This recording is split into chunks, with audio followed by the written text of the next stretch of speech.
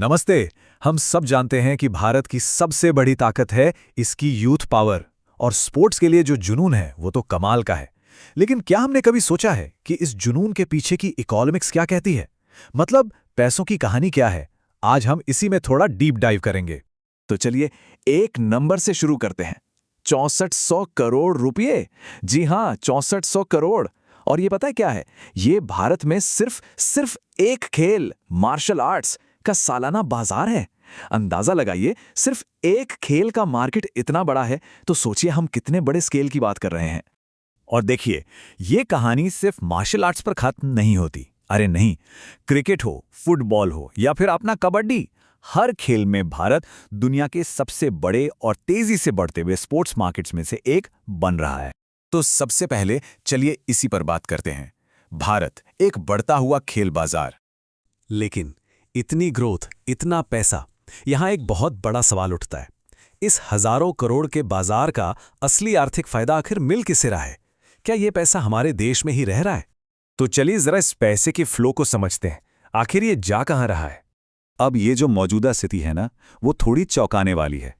एक तरफ देखिए, खिलाड़ी हमारे हैं, मेहनत हमारी है, पैसा भी हम ही लगा रहे हैं।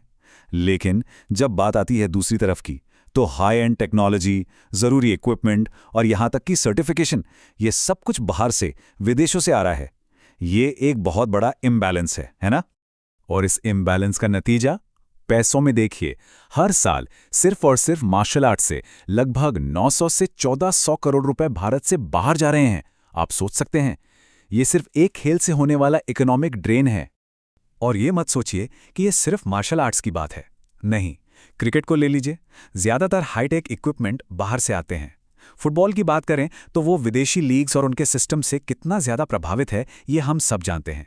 यहाँ तक कि हमारे अपने देसी खेल जैसे कबड्डी को भी एक सेल्फ रिलायंट इकोसिस्टम बनाने में अभी बहुत लंबा सफर तय करना है।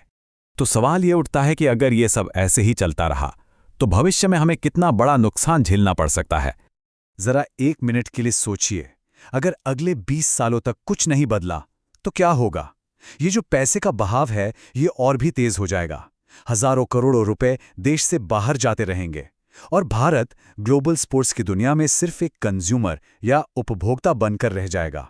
सीधे शब्दों में कहें तो भारत स्पोर्ट्स टेक्नोलॉजी और सिस्टम का सिर्फ एक यूजर बनकर रह जाने का खतरा उठा रहा है, एक क्रिएटर नहीं।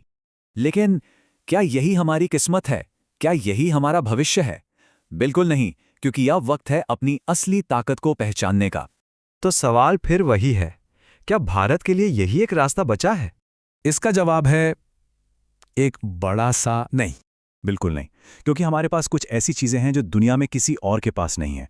हमारे पास अनमैच्ड टैलेंट है, दुनिया की सबसे बड़ी यूथ पॉपुलेशन हमारे पास है, एक जबरदस्त पैशनेट डोमेस्टिक मार्केट है और इतनी अनटैप्ड पोटेंशियल है जिसकी कोई सीमा नहीं।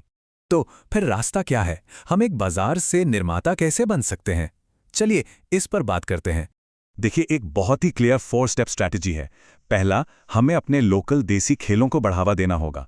दूसरा, हमें अपने इक्विपमेंट खुद बनाने होंगे। तीसरा, हमें अपनी खुद की टेक्नोलॉजी डेवलप करनी होगी। और चौथा, जो कि बहुत ज़रूरी है, हमें अपने सर्टिफिकेशन सिस्टम्स को मजबूत बनाना होगा। ये हमें दिखाता है कि वोकल फॉर लोकल सिर्फ एक नारा नहीं है, ये भारत के स्पोर्ट्स भविष्य के लिए एक ठोस स्ट्रैटेजी है। हमें अपने ब्रांड्स, अपने सिस्टम्स बनाने ही होंगे। तो अब हमारे सामने चुनाव बिल्कुल साफ है। क्या हम एक मार्केट बने रहना चाहते हैं, मतलब एक ऐसा देश जो सिर्फ दूसरों के बनाए प्रोडक्ट्स और सिस्टम्स को कंज्यूम करता है, या फिर हम एक मैन्युफैक्चरर बनना चाहते हैं, एक ऐसा देश जो अपने लिए और पूरी दुनिया के लिए खुद प्रोडक्ट्स, ब्रांड्स और सिस्टम्स बनाता है? देखिए, हमारा मकसद सिर्फ स्पोर्ट्स में पार्टिसिपेट करना नहीं होना चाहिए। मकसद होना चाहिए खेलों की दुनिया को लीड करना। तो फैसला अब हमें करना है, क्या हम दूसरों पर निर्भर बने रहेंगे या फिर हम अपना खुद का सिस्टम बनाएंगे और दुनिया को लीड करेंगे? सोचिए, अगर आज सही कदम उठाए गए तो आने वाले 20 सालों में भारत सिर्फ एक पार्टिसिपेंट नहीं बल्कि स्पोर्ट्स की दुनिया में एक लीडर होगा।